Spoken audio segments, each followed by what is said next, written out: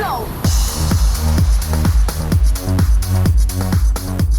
Welcome to episode 162 of the Gluttons For Punishment Podcast, or GFP, a Toronto Maple Leafs and NHL podcast hosted by Michael Lepore and Anthony Bruno. He's Lepore, I'm Bruno. Thank you so much for listening and watching us on YouTube as well. What a game we got. It is the game that we were all hoping for, and damn it, did we get it. It's Canada versus the USA in the Four Nations Face-Off Final on February 20th. We are going to give you our thoughts and opinions on the game, the matchup, on Team Canada, on Team USA. We're going to give you our picks, our predictions. I promise you are not going to want to miss this episode. You will want to stay tuned until the very end because this one is going to be juicy. But before we get into all that, it is time to officially welcome in my partner in crime, Mr. Michael Lepore. How you doing today, man? Anthony Bruno, doing very well. Very excited for this final game of the Four Nations tournament. I'm a little sore. I'm sure like a lot of people across Eastern Ontario did a lot of shoveling over the last few days. It was like quicksand, man. It's like you're doing it, and as you're doing it, you're turning around and it's just full again. So it's depressing and you just feel totally defeated, but it's part of being Canadian, and part of being Canadian is also watching your team play for international competition championships, and that's coming up. So it's an exciting episode, Bruno. This is going to be a good one. Yeah, thank God for this game because this snow has been absolutely relentless. I've had to cancel so many plans over the last few days. I can't stand the snow. I know there's people out there who like the snow. The snow is the absolute worst. Call me anti-Canadian, call me whatever you want. It drives me nuts. And when you get dumped on like that, just a complete shit show. So I'm glad we have something to look forward to. So let's not waste any time. Let's dive into the tournament. So before we get into the matchup itself and give you our actual picks and tell you who we think is actually going to win this game, I just want to get your general thoughts on Team Canada. We've now seen 3 games. We saw the overtime victory over Sweden. Mitchell Marner with the game-winning goal. We saw the 3-1 loss to Team USA, which was disappointing, of course. And then we saw them bounce back, actually an almost choke in the final minute against Finland before pulling that out. So we've now seen 3 games. We're heading into the final. What are your thoughts just on how Canada has played throughout the tournament? It's tough to assess because it is only 3 games, and there's a lot of reaction after that first game. And it's funny, I couldn't help but think, so Canada had the lead twice in that game, correct? It was 1-0, 1-1, 2-1, then 2-2, I believe. And they ended up winning in overtime. Marner with an amazing play. And I actually thought that like the sequence that led up to the goal didn't get enough attention because the Swedes broke out on a 2-on-1. Marner was the guy back. He forced the player into a bad pass, and then the puck went low, and he lifted the player's stick so the other player could come around and break the puck out to Sid, who dropped it to Marner, who scored. But as Canadians, we're very hard on our hockey teams. What's the discourse the next day if Canada loses that game? Even in OT. And that's one thing I've always kind of hated about OT, like the 3-on-3 OT, I should say, is that they interview the players after and just the mood of the team and the fans is positive. But in actuality, it's like, well, you won a 3-on-3. Like, you were very fortunate. Any 3-on-3 can go either way. So I thought for the first game, Canada was fine. Sweden's obviously a good team. That second game against the US, what freaked me out about that game is, and I'm going to go full like hockey coach geek mode, the way the USA played the neutral zone was full stop 10 out of 10.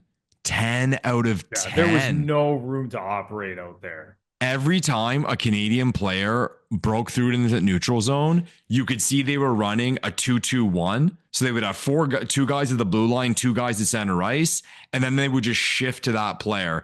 And to sum it all up, if you needed to see one play that kind of totally displays what the Americans were able to pull off, McDavid came in, they forced him to the right, and he dumped it in. When does McDavid just dump it in the neutral zone? Because he knew he had nothing. and probably getting a little frustrated at that point. So that was a little scary. And when I say that, I mean that as a compliment to the US, how well they were able to pull that off.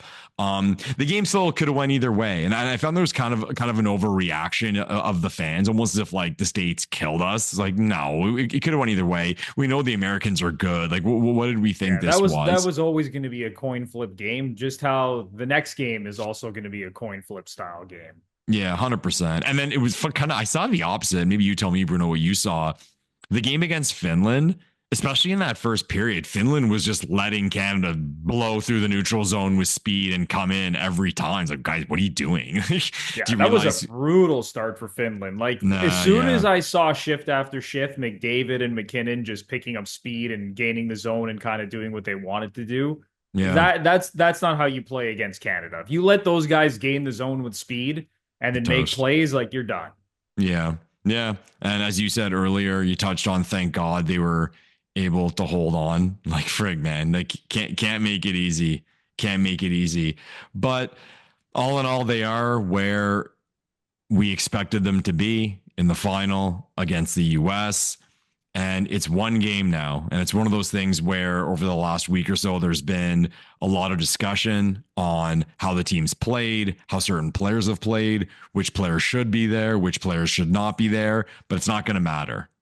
If Canada wins, Canada wins. And no one will remember those discussions. And I think back, and I'm going to kind of say my age. One of my favorite tournament ever was the O2 Salt Lake tournament.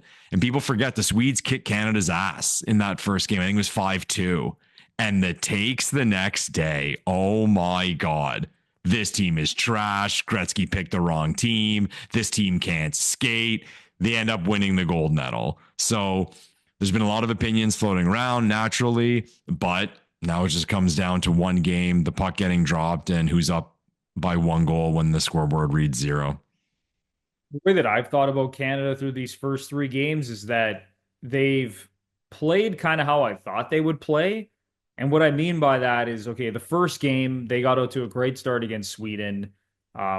Their top players look good. I know they kind of let the game get away from them, but they were able to rebound and win the game in overtime.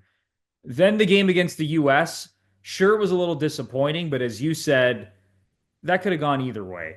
It really could have. There wasn't a lot there for either team. Like, you can't tell me with a straight face that the US, like, controlled the game and had all these grade A scoring chances and Canada didn't. Like, it was basically, there was nothing on either side. Money Puck had it at like 70% Canada for what it's worth anyway. So yeah, even I think that is a little bit, I wouldn't look at that as if it's the Bible either, but for sure. But man, there was just not a lot going on for either team offensively. Like, both teams are so fast, so efficient at moving the puck, so good at closing down gaps. And that's exactly how I think the final is going to go too. And we'll get into that later. And then obviously in the Finland game, like, Canada just came out of the gates on fire. The big boys stepped up. They all played well. And, when I talk about the big boys, I mean McDavid, McKinnon, Makar, Crosby, go down the list, right? So I think, and in saying all that, the one issue that we kind of came into the tournament thinking would be the main issue has been the goaltending. And not that Jordan Binnington has been terrible, but he has a sub 900 save percentage. He's let in some soft goals. So again, it's kind of played out how I thought. Like, the team is so good. They're going to beat the teams that they should. They're going to play a close game against the US, and Jordan Binnington might be the difference and might be the reason why they don't win the tournament. And that's kind of how things have played out. So that's my general take on it. Honestly, I would have been shocked if we got anything other than Canada-US in the final. I'm so glad this is how it played out. I know people are extremely fired up for this game. There's so many people that were saying before the tournament, screw this tournament. It's like a glorified exhibition game. Get the fuck out of here, okay? As soon as that puck dropped against Sweden, as soon as that game went to overtime and Mitch Marner scored the OT winner on that drop pass from Sid, I think everybody changed their tune. And if you haven't changed your tune yet, you probably will when the puck drops at 8 p.m. Eastern on Thursday night in the championship game. It's time for a quick break for a word about Manscaped. All right, fellas, it's time to talk about personal grooming. Grooming isn't just about looking good. It's about feeling good. And then, of course, about playing good. Whether you're suiting up for a big meeting, gearing up for a date, or just tackling the day, the right tools make all the difference. Take care of your skin and skip the cuts and irritation. Meet the Beard and Balls Bundle from Manscaped, your all-in-one grooming solution to keep you polished from head to toe, or more precisely, from beard to balls. Lepore, Manscaped, just never disappoints. Yeah, I'm not quite sure what meeting you have to go into where your beard and your balls need to be clean, but hey, whatever you got to do to close the deal, you got to do to close the deal. Manscaped.com, GFP20, 20% off and free shipping. Don't forget it, everyone. Yes, make sure if you are going to buy any Manscaped products to use our exclusive code GFP20 for 20% off and free shipping at manscaped.com. So once again, head to manscaped.com for 20% off and free shipping using our exclusive code GFP20. Okay, before we get into our picks and predictions, is there anyone you want to talk about? Like, who do you think was the biggest snub? Is there someone that you think absolutely should have been on this Team Canada roster after you've watched these first 3 games? Because I know I have a guy. I want to know if you have a guy or multiple guys. Just one? You can give me, honestly, you can give me 3 No, I'm guys saying you just have one. You just have one. I have one that I would have liked to see on the team, and it might be a little controversial. Controversial. Okay, now I kind of want to dig up a good one. It's funny because I wonder how much goes into when they build these teams, and how I said, I think it was on our previous show or the one before that, about when this team was made and people, oh, this guy should be on it, that guy. You're building a team. You're building a team. It's not about picking the best players. And I wonder, though, how much goes into looking at who you're competing with at the top, kind of like Canada, USA, USA, Canada. And if you're building a roster to beat that specific team, to battle that team. And one thing, and I can't believe I'm saying this, but how I said the US was able to slow us down in the neutral zone. Well, a big part of that, again, getting speed from the forwards, but also getting the right pass from the defenseman, or getting a defenseman who can skate. During that game, I was like, fuck, we could use Evan Bouchard. It crossed my mind. That's my guy, man. That's your guy. Yeah. I was like, we could use Evan Bouchard. And maybe I'm being harsh here, but early on, the lines seemed kind of weird. Like I didn't really like some of the line combinations, and that's part of this. I mean, you're going to move around guys. You don't know what you're going to get. That whole thing of like, fuck, should they have pulled what they pulled in 2014 when they brought Kunitz to play with Crosby and brought Hyman to play with McDavid? Maybe, but it's like the whole thing of who do you take off? And I got to say, man, and we're going to go on the opposite side here of who should not be there. Kind of stepping back now, like objectively speaking. Well, I'll ask you, Bruno. I'll ask you. Same salary, exact same salary for one playoff run. Today, would you rather have the Leafs get Mark Stone or Zach Hyman? Holy hell. That is such a tough question. Mark Stone just won a Stanley Cup a couple of years ago. He wasn't their main guy in the playoffs. That was Jack Eichel, but he's a hell of a player. No, for sure. I'm actually going to say Zach Hyman. I know this sounds absolutely insane. It's the speed. Exactly. It's the tenacity. Exactly. It's getting to the net. It's honestly, and he's become a good goal scorer. Say what you want, and maybe you could say last year was a fluke and he scored 50 plus, but that guy's a bull, man. And I don't know what happened since he left the Leafs, because we've talked about this ad nauseum on our podcast about how he's just like turned into a completely new player. And not that there were never signs of it, but I never in a million years thought he would be the player that he is today. It's Zach Hyman. And actually, Lepore, that is the player that I wish Canada had on this roster. So it's Zach Hyman. I know I mentioned Evan Bouchard, and I think I talked about this on our last show, how I wanted Bouchard to replace Doughty.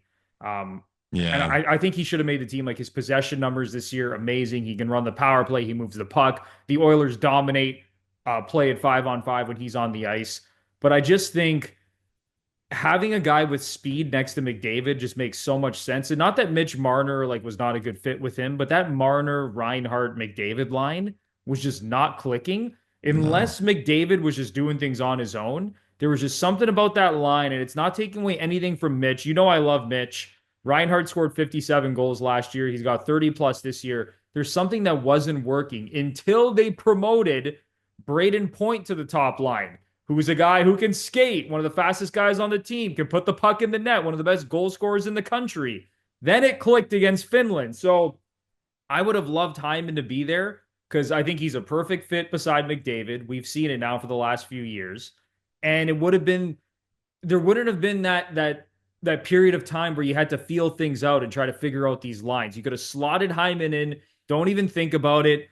Find anyone to play on the wing, and I feel like that line would have worked. So I know it's a little controversial, but my guy that I would have had on the team was Hyman. Okay. Who's your one? If you have one guy off, let's do that. One guy who should not be there. I think this is pretty easy. For me, it's probably Jarvis. Like, I think Travis Konechny is a better player than Seth Jarvis. And I think that's why they had Konechny in the game against Finland and Jarvis was the healthy scratch. Like, I think Bennett plays a role. And again, say what you want about Sam Bennett, but, you know, he's one of the only guys that's throwing his weight around, isn't going to take shit. You know, he's even had some good scoring chances. Like, I don't think he's been like a zero offensively by any means. So I like that Bennett's there. I actually like all the Tampa guys, to be honest with you. I thought they've been solid. So to me, it's Jarvis, at least up front. He's the guy that I would have dropped out and slotted in Zach Hyman. Yeah, it's when they make these Canada teams, it's so tough because, I mean, there's certain guys who have certain relationships with Hockey Canada and they kind of go with the brand. And Drew Doughty is one of my favorite players ever. Legit. He's one of my favorite players ever. But just watching, I'm like, man, it's similar to the Stone thing in the way that the player is still an excellent player and very effective, but it's just a different world at best on best. It's too fast. Yeah, the foot speed's not there for either of those guys. Right. So it's that with Doughty, I was just like, oh man, like, and not that he looks brutal. Again, he's a great player. It's just, could he have been replaced? It's noticeable. Yeah, like 100%. Doughty, he's still making great breakout passes. Like, he made that pass to McDavid for the goal that he scored against Team USA, that backhand shelf goal against Connor Hellebuck. But other than that, man, like, Doughty clearly does not have the foot speed. Now, you could say the same thing about Parayko, but I guess the difference that was what that was my next one, Bruno. Parayko past his prime. I think he's 6'6". He's huge. He's kind of like that eraser, if you will, right on defense. At least that's how I think Hockey Canada was thinking about him. But he's another guy where you watch him out there and you're like, man, he's not quick. Like, and it's way more magnified when they play Team USA, because Team USA is a bunch of studs who can all skate and move the puck. So anyone that can't skate well, they just stick out like a sore thumb. Yeah. Yeah, no, 100%. And yeah, with Parayko, it's that thing of he's past his prime. He doesn't have the foot speed.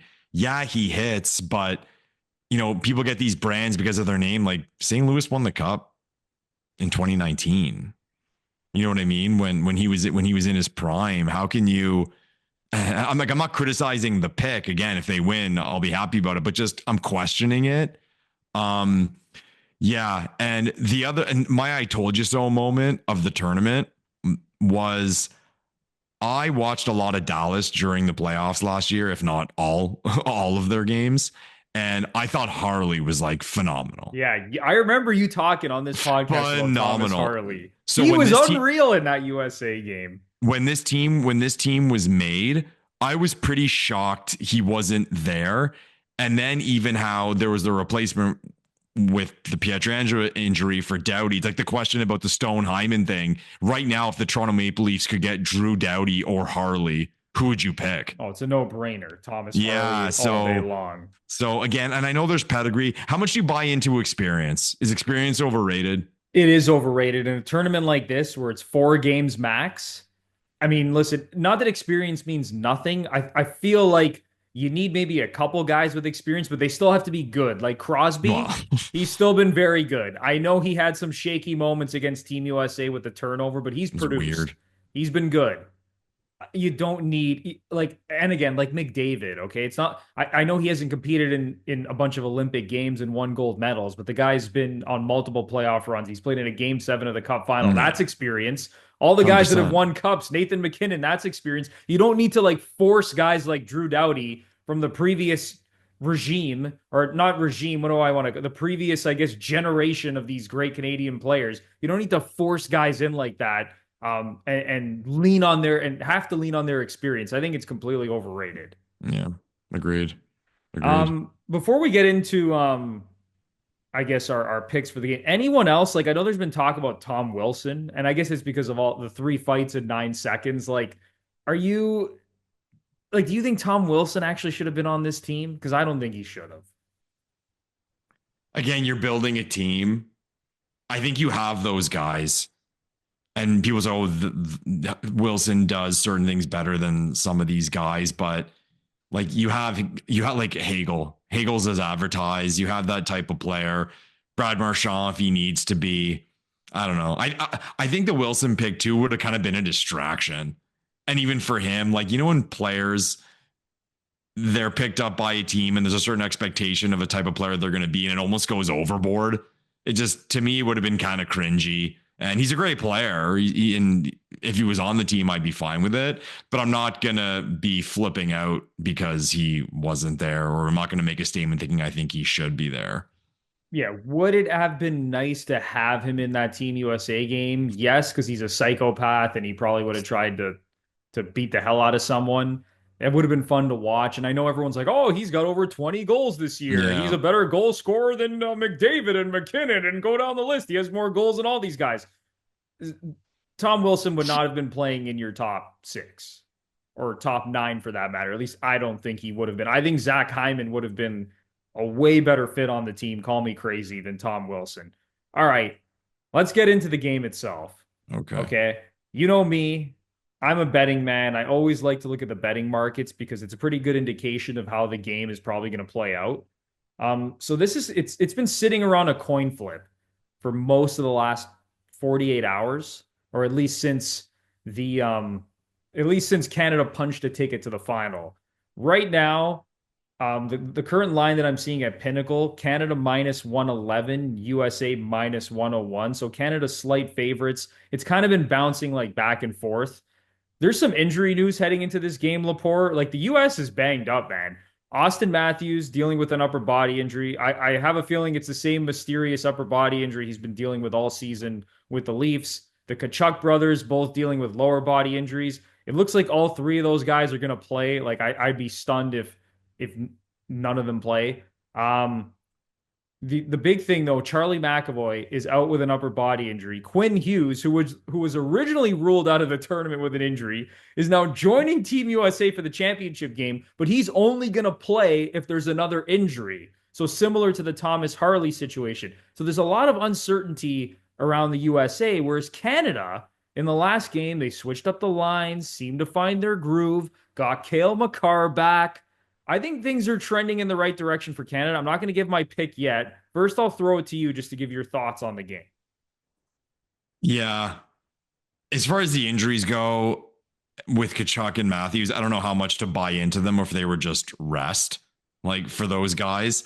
And when I first saw this, I'm going to say, when I first saw the schedule of this tournament and I saw that USA and Canada were playing each other second, I was fearful because that third game, I expected the Americans to win their first game.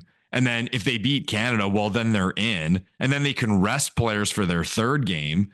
And we saw Sweden beat them. So had Sweden gotten a better result in their games, the first 2, and it was very possible they lost both games in overtime, Canada would have been out. And like, how harsh of a format is this? I mentioned before, like, the feeling when you win or lose in overtime. I don't like how it's all positive for the winning team and negative for the losing team. Sweden didn't lose a game in regulation in this tournament, and they're out. Yeah, that's crazy. Yeah. So I don't know how much to buy into the injuries, even if they're real or whatever. As far as the game goes itself, I think we're going to see a low event KG game, and it's going to be which team can just grind it out or get that power play goal. I think the home crowd thing in a weird way benefits Canada. And by I that I like mean not that. by that I mean not being at home, because there is the thing too of like everyone's like, oh my god, the Bell Center, and the Bell Center is insane. It's amazing to be there, and for sure it pumps up a crowd, but I think it can kind of lead to some anxiousness because of like an expectation to play a certain way. Whereas when you're on the road, you just kind of it's all business. Yeah, I was just gonna say that it's more business like. Yeah, and for a weird reason, and I'd like to see the math, like the historical numbers or the recent numbers on it. Anytime I'm watching a game 7 in the playoffs, I always think the road team is going to win. I always have that inkling of the road teams because they go in, it's robotic, let's do it, as opposed to like the pump of the crowd and all that hype. So I like that the game's in Boston, but also people are talking about, oh, the American crowd, this and that. It's gonna be half fucking full with Canadians. What do you think? Exactly. What do you think this is? You see the price tags of those tickets? Oh, it's USA. outrageous. Oh, USA Hockey has come a long way, and they're doing an amazing job. And I'll raise my hand and say their program is trending in a better direction than our program is. But they do not have the hardcore hockey fans who are willing to blow their allowance on tickets. There's going to be a lot of fans there from Canada. If they didn't already have tickets, who knows? Just because they expected Canada to be there.